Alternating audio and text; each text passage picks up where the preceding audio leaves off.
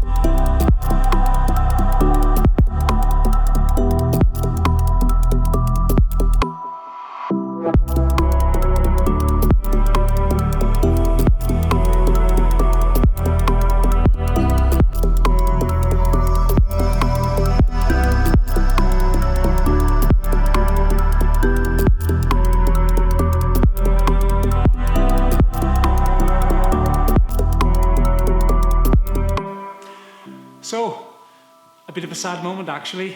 The shoot went really well. As you can see, Jacob Cogwright met Freddie Mercury at Wembley in 1986. It was a kind of magic tour that year, and believe it or not, the shot itself today not only went well, but it was the most complex in terms of things coming together. But we live and learn, we've got it right, and it was one of the easier ones to do. So it's a case now of disassembling the set, throwing some stuff away, selling some stuff, and moving on to the next bigger, better projects. Okay, so I hope you've enjoyed the series. That's the end of Time After Time. Jacob Cogwright has decided to stay in 1986 and not 1979. So 86, it was a good year. Catch you soon.